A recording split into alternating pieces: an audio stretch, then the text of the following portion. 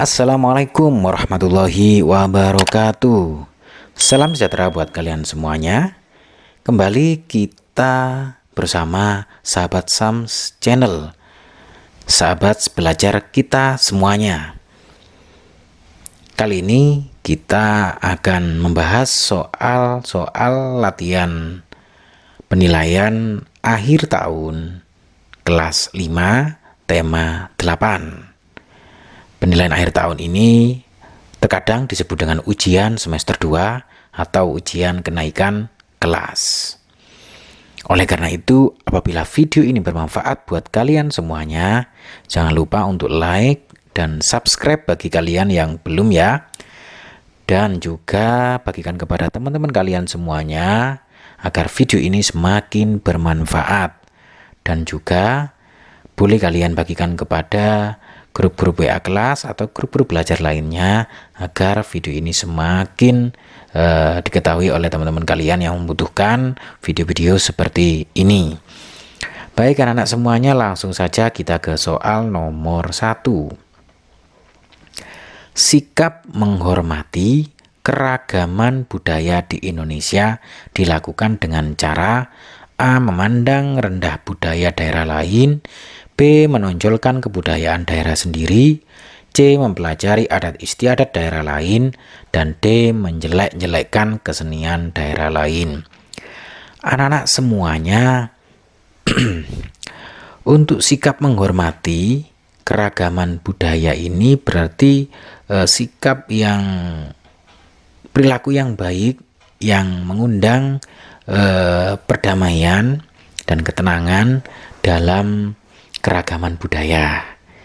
Oleh karena itu, mari kita lihat untuk A, B, C, D ini mana yang sikap yang baik yang menambah keharmonisan dalam keragaman budaya. Nah, kita lihat yang A, memandang rendah budaya daerah lain. Ini jelas bukan jawaban. Karena ketika kita memandang rendah budaya daerah lain, ini akan mengakibatkan tidak harmonis dan menimbulkan perpecahan. Oleh karena itu yang A ini bukan jawaban. Kemudian menonjolkan kebudayaan daerah sendiri, ini juga tidak baik. Karena ketika seseorang sama-sama menonjolkan budayanya sendiri-sendiri, maka ini akan menyebabkan perpecahan, tidak harmonis. Kemudian yang C, mempelajari adat istiadat daerah lain. Ini contoh sikap menghormati budaya orang lain. Kita mempelajari adat istiadat daerah lain. Untuk yang D, menjelek-jelekkan kesenian daerah lain. Ini merupakan sikap yang akan membuat tidak harmonis dan perpecahan karena menjelek-jelekkan kesenian daerah lain, sehingga ini bukan jawaban. Kesimpulannya dari A, B, C, D ini jelas yang C merupakan jawabannya. Berikutnya soal nomor 2. Semboyan bangsa Indonesia adalah A. Tutwuri Handayani, B. Bersatu kita teguh, bercerai kita runtuh. Untuk yang C, Bhinneka Tunggal Ika, dan D. Pancasila. Anak-anak semuanya, kata kuncinya di sini semboyan. Nah, kita lihat semboyan bangsa Indonesia adalah Bhinneka Tunggal Ika. Adapun Pancasila ini bukan semboyan tapi dasar negara. Oleh karena itu jawabannya adalah C. Berikutnya yang 3. Kota di Indonesia yang dikenal sebagai kota hujan adalah A. Banjarmasin, B. Bogor, C. Pontianak, dan D. Papua. Anak-anak semuanya, kota di Indonesia di sini yang dikenal dengan kota hujan adalah Bogor. Karena apa? Karena di Bogor ini intensitas hujannya sangat tinggi daripada kota-kota yang lain yang ada di negara Indonesia. Berikutnya soal nomor 4 anak-anak. Sikap menghormati keragaman suku bangsa dapat dilakukan dengan cara A. Bersahabat dan saling membantu, B. Membanggakan suku bangsa sendiri, C. Merendahkan suku bangsa lain, D. Fanatik terhadap suku bangsa sendiri. Anak-anak semuanya, Seperti yang saya sampaikan di soal nomor 1 tadi, sikap menghormati keragaman suku bangsa ini adalah sikap yang baik, sikap yang terpuji, sikap yang membuat suku bangsa ini menjadi harmonis, damai, dan tentram. Oleh karena itu, mari kita pilih sikap ABCD ini yang bisa membuat ketentraman dalam keragaman suku bangsa. Yang A, bersahabat dan saling membantu. Ini jelas ini akan membuat ketentraman karena saling bersahabat dan saling membantu. Untuk yang B, membanggakan suku bangsa sendiri, ini jelas bukan, karena kita kalau membanggakan suku bangsa sendiri dan meremehkan yang lain akan mengakibatkan perpecahan dan ketentraman tidak akan terjadi. Kemudian yang C juga merendahkan suku bangsa lain, ini akan menimbulkan perselisihan, perpecahan. Kemudian yang D, fanatik terhadap suku bangsa sendiri juga menganggap bangsa sendirinya yang menganggap suku bangsa sendirinya yang paling baik, ini juga mengakibatkan perpecahan. Oleh karena itu kesimpulannya dari A, B, C, D ini bahwa jawabannya adalah A, bahwa bersahabat dan saling membantu ini merupakan contoh sikap menghormati keragaman suku bangsa. Baik anak-anak semuanya, kita langsung ke soal berikutnya, soal nomor 5. Oke. Bacalah kutipan cerita berikut.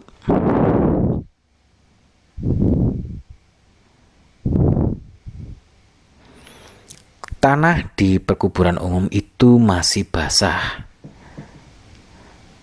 Saya ulangi lagi, tanah di perkuburan umum itu masih basah ketika para pelayat sudah pulang.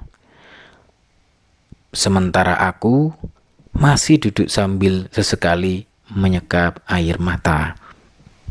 Ibu yang selama ini paling aku hormati dan sayangi tadi malam telah menghadap Sang Pencipta.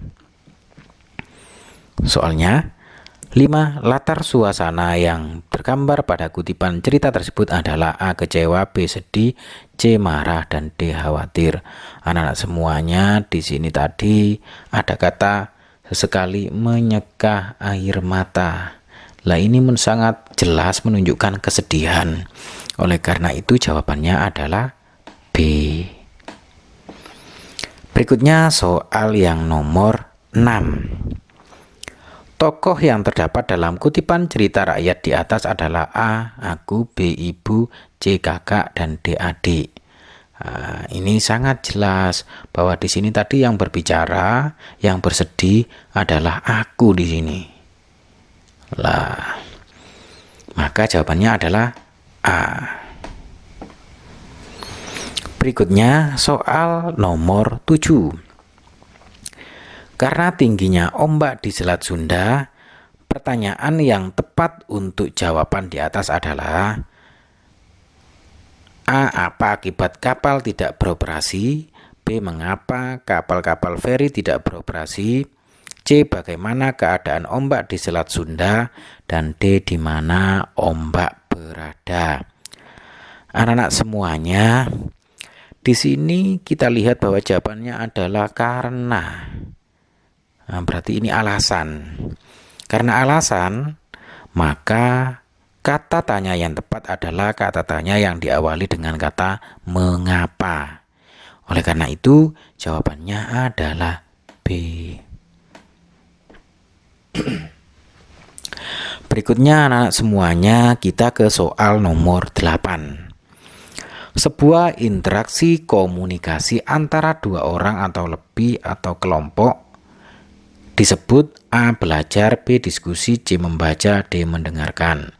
Nah, anak-anak semuanya kata kuncinya adalah interaksi komunikasi antara dua orang atau lebih atau kelompok ini. Sehingga sangat jelas jawabannya adalah diskusi. Nah, untuk belajar ini nggak mungkin, karena apa? Belajar tidak harus kelompok.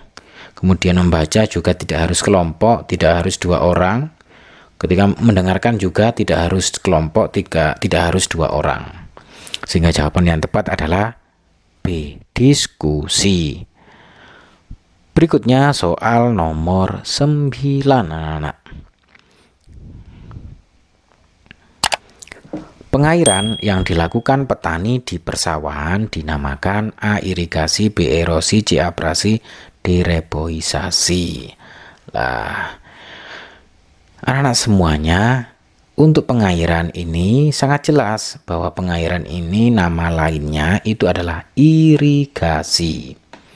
Adapun erosi ini pengikisan tanah, kemudian abrasi ini pengikisan tanah yang ada di laut karena ombak laut, kemudian reboisasi ini adalah penghijauan atau penanaman hutan kembali. Nah, oleh karena itu sangat tepat bahwa jawabannya adalah A, yakni irigasi. Berikutnya anak-anak semuanya kita ke soal nomor 10. Salah satu jenis tanaman di perairan yang dapat menahan pengikisan air adalah A. eceng gondok, B. ganggang, C. bakau, dan D. teratai. Anak-anak semuanya, yang di sini kata kuncinya adalah jenis tanaman di perairan yang dapat menahan pengikisan air. Nah, di sini kata kuncinya jenis tanaman di perairan yang dapat menahan pengikisan air. Nah, karena menahan berarti ini harus tumbuhan yang kuat. Nah, dan di sini tumbuhan yang kuat menahan pengikisan air ini adalah bakau. Dan sering kita jumpai bahwa tumbuhan bakau ini sering kita jumpai berada di pinggiran-pinggiran pantai yang gunanya untuk menahan pengikisan air. Baik anak-anak semuanya, kita ke soal nomor 11. Kegiatan yang dilakukan oleh manusia untuk memenuhi kebutuhan hidupnya disebut A. kegiatan konsumsi, B. kegiatan produksi, C. kegiatan distribusi, dan D. kegiatan ekonomi. Anak-anak semuanya, perlu kalian ingat bahwa kegiatan yang dilakukan oleh manusia untuk memenuhi kebutuhan hidupnya itu disebut kegiatan ekonomi. Jadi ini kata kuncinya, untuk memenuhi kebutuhan hidupnya itu disebut dengan kegiatan ekonomi. Berikutnya soal nomor 12. Air bersih yang ada di alam jumlahnya terbatas. Oleh karena itu harus digunakan dengan A. bergantian, B. boros, C. sesuka hati, dan D. hemat. Di sini sangat jelas sekali bahwa jawabannya adalah hemat, anak-anak. Karena apa? Air di sini jumlahnya terbatas. Oleh karena itu kita harus menghematnya. Sehingga jawabannya adalah D. Berikutnya soal nomor 13. Hewan-hewan yang dibudidayakan oleh manusia disebut dengan hewan A. liar, B. ternak, C. produksi, D. konsumsi. Anak-anak semuanya, hewan-hewan yang dibudidayakan oleh manusia itu nama lainnya adalah diternak, anak-anak. Jadi jawabannya adalah B. Berikutnya soal nomor 14. Berikut termasuk hasil perikanan laut adalah A. tuna, B. nila, C. gurami, D. mujair. Anak-anak semuanya kata kuncinya adalah laut ini, anak-anak. Nah, kita lihat untuk tuna ini berada di laut, berarti ini jawabannya, anak-anak. Sedangkan untuk nila ini di air tawar, gurami juga di air tawar, dan mujair ini berada di air tawar. Sehingga yang ada di laut hanyalah ikan tuna, dan jawabannya adalah A. Baik anak-anak semuanya, kita ke soal berikutnya. Kita scroll ke bawah. Oke. Scroll ke bawah, kita bersihkan dulu. Baik, soal nomor 15. Segala sesuatu yang dilakukan oleh manusia untuk memenuhi kebutuhan hidupnya disebut A. ekonomi, B. perdagangan, C. sosial, dan D. budaya. Anak-anak semuanya, kata kuncinya adalah untuk memenuhi kebutuhan hidupnya. Ini merupakan kegiatan ekonomi. Berikutnya Soal nomor 16. Kegiatan produksi yang dilakukan oleh nelayan sebagai berikut, kecuali berarti yang bukan ini. A. Menjala ikan, B. Menjemur ikan, C. Mengkonsumsi ikan, dan D. Mengasinkan ikan.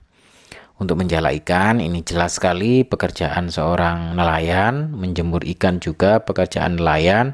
Adapun untuk mengkonsumsi ikan atau memakan ikan ini tidak harus nelayan, petani atau profesi lainnya mengkonsumsi ikan juga dilakukan.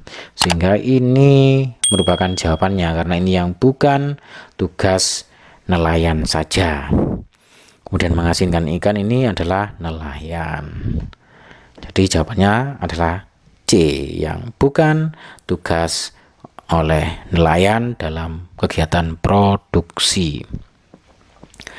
Berikutnya anak-anak semuanya soal nomor 17.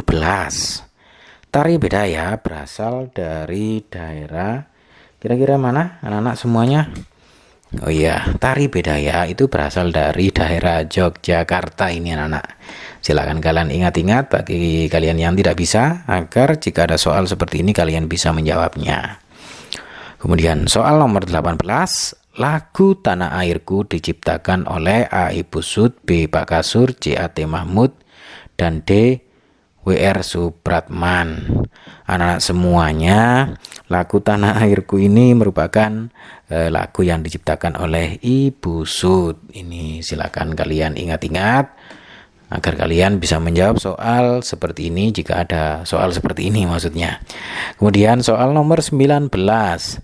Tangga nada yang bersifat sedih dan kurang bersemangat disebut dengan tangga nada A mayor, B minor, C diatonis, dan D tempo. Lah anak-anak semuanya, tangga nada yang bersifat sedih itu adalah tangga nada minor, sehingga jawabannya adalah B. Kemudian untuk tangga nada mayor ini tangga nada yang bersemangat, sehingga untuk diatonis ini tangga nada yang berjumlah apa itu 7 tangga, sehingga jawabannya jelas adalah minor ini. Tangga nada yang bersifat sedih itu minor, jika semangat itu mayor. Berhubung ini sedih dan kurang bersemangat adalah tangga nada minor. Baik, untuk soal nomor 20, pensil, krayon, dan drawing pen termasuk media A. Kering, B. basah, C. dasar, dan D. warna.